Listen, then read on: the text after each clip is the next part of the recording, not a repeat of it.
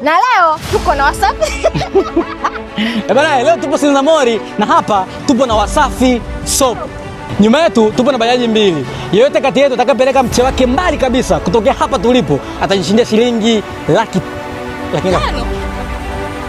moja. Sawa, atajishindia shilingi 100,000. Dakika ni 15 tu. Tunaweka stopwatch. Anza.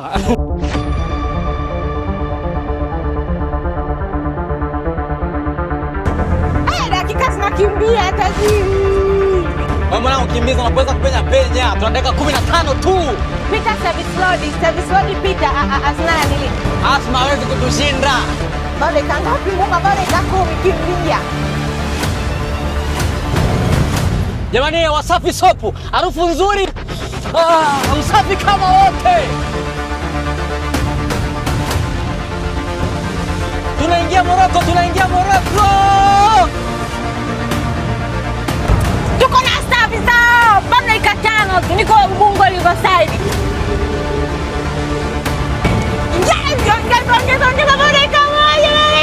Jamani, bado dakika moja naingia Coco Beach na Wasafi Soap. Bana, dakika 15 nimefika Coco Beach na Wasafi Soap.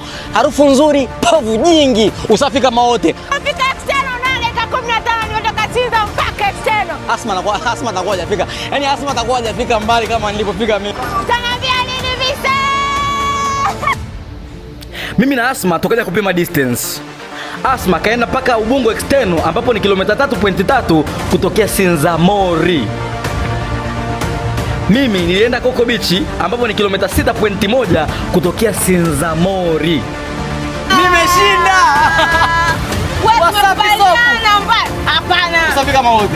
Usafi ndio kama wote. Lakini kilomita 6. Nenda tata. Kulikuwa mna foleni. Mimi asikia. Mimi taki nimetumia kwenye foleni hapo. Tunafika pale flyover. Msafara uko unapita wa mama. Usafi kama wote. Tugawane hela. Hapana machagua njako. Mimi bali huko. Ungana kasha kilango. Anampangia mtu wa kupita. Wasafi Soap, usafi kama wote.